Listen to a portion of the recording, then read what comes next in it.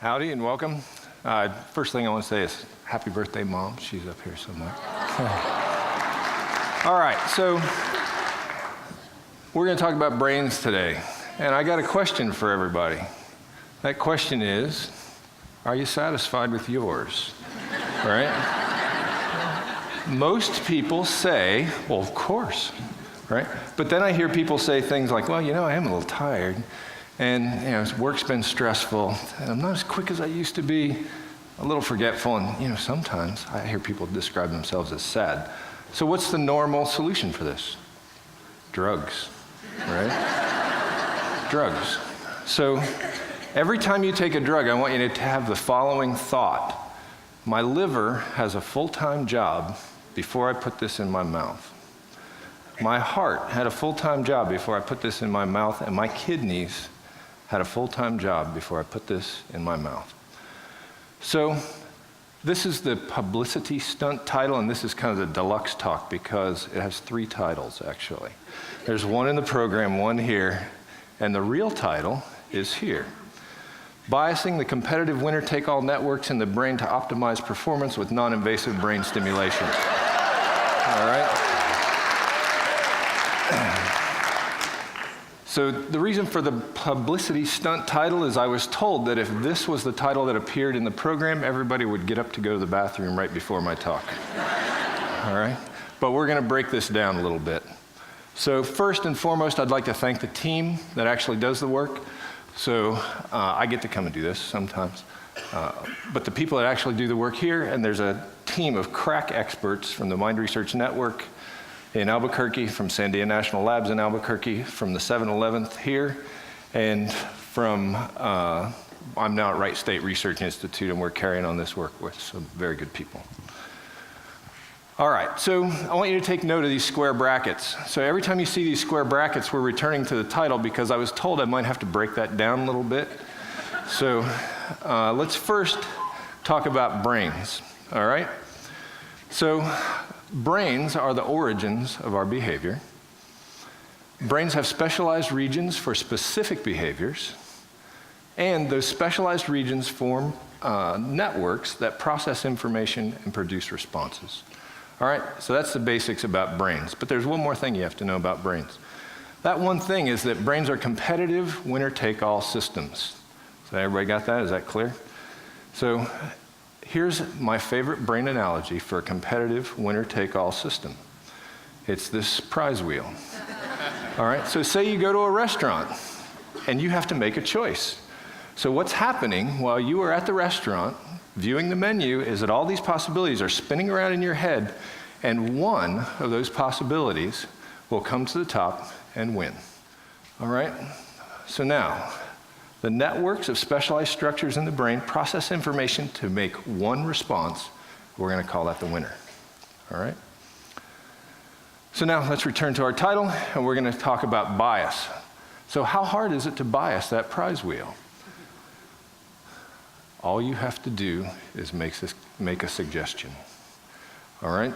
So what does that look like on our prize wheel? So let's say you go to the restaurant and somebody tells you that the scallops and the chicken are the best things there.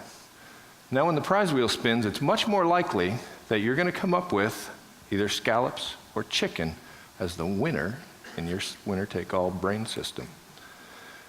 All right, so winners in brain networks can be biased by simple suggestions. All right, now let's talk about this picture. This is a real picture gathered by a real drone looking at real targets, and this happens to be at Kirtland Air Force Base in Albuquerque, New Mexico. All right, so we didn't build the network that allows us to take these kind of pictures because we are happy, friendly, looking for all the happy, friendly people on the planet, right? So this is a foe. That's a missile launcher. Here's another missile launcher. And this is the friendly. This is a Humvee. Did all you guys pick those out before we started? Right? No? Okay. Well, that's the kind of information that our real analysts get to look at. And they have to make decisions about this. And we have to be really careful about what question we're asking. Because if we ask the question, is that a bad guy?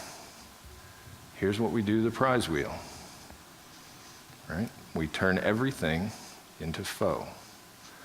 And so now when that prize wheel spins, what's the most likely response? It's going to be foe, right? So if we return to our title one more time, what I told you was we're going to optimize performance. And what I want to argue here is that optimized performance is high accuracy, not a preferred answer. All right? So how do we do that? Well, the goal is to reduce the portion of the prize wheel that's dedicated to uncertainty if you want to get the right answer. It's not the case that you want to get the preferred answer. So when this thing spins, you may come up with friend just as likely as you come up with foe. All right, so high accuracy comes with training. Now, I remember way back in the distant past there, we talked about a piece of brain, or we talked about problems with brains, and one of those problems was sometimes we feel like we're a little slower on the uptake, right? So can we bias brain networks for rapid training? And I'm going to tell you that yes, we can by using non-invasive brain stimulation in this winner-take-all competitive system. All right, so we need to understand two things first. We need to understand how the brain works, and we need to understand where brain stimulation has its effect inside your skull. All right, so this is a real movie of brain activity recorded while a person is looking at that grainy black and white image that I showed you that has all of the friends and foes in it. And if you look up here at about 100 milliseconds, you'll see the visual cortex here start to turn on, and then you'll see that information travel down the temporal lobe here, and you'll start to see activity here, and then you'll start to see that activity being communicated to frontal lobe, and it's this network working back and forth that is that wheel spinning, trying to decide if what you're seeing in the image is friend or foe. All right, so we did a bunch of these in some people that were novices and some people that were experts at analyzing these images. And when you're a novice, this piece of the temporal lobe barely lights up. But when you're an expert, that piece of the temporal lobe lights up like crazy. So we reasoned that if we jump-started that piece of brain with brain stimulation, we might be able to accelerate training in order to make people who are better able to analyze those grainy black and white pictures objectively. All right? So now that we know how the brain works within this narrow context, we can ask, where can we put something on the head to stimulate the brain? So we have this virtualized software where we can move this electrode around any place on the head and then look to see what's happening inside the skull. So when we place the electrode at F10, F10 is on the right-hand side of your head, roughly at your temple. All right, that's represented here. And what you see is if the electrodes are placed here, you get a pattern of enhanced activation here. Well, that's not very impressive because blue means no stimulation. No, it's not receiving any energy from the electricity. And red means that there's high energy here. So if we look here, well, maybe that little spot right there, but boy, that's not very impressive until you take this virtual brain and you turn it up so that you're looking at the bottom side. And when you turn it up to look at the bottom side, here is exactly that piece of brain that changes as you acquire expertise. And now what we know is we know that the temporal lobe is more active in experts. We know that we can bias temporal lobe activity with brain stimulation. And we actually did it. So we did this in college students and in military personnel while they were actually analyzing these grainy black and white images. And this is what we get. So in the blue bar is standard training. 1 hour of training to learn to find 4 targets. All right, and you get about 200% improvement in those targets.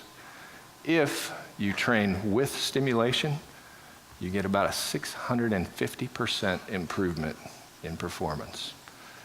All right, so what does that mean for you and I? Well, I think that's what this means, is that in the future, when you're tired, there will be therapies designed based on brain stimulation to enhance alertness, to get rid of stress, to reduce feeling slow at picking up information when you feel forgetful. There's a clinical trial running at the National Institutes of Health right now for depression. And a myriad of brain disorders will be worked on and solved, that nut cracked right here at the Wright State Research Institute in Dayton, Ohio.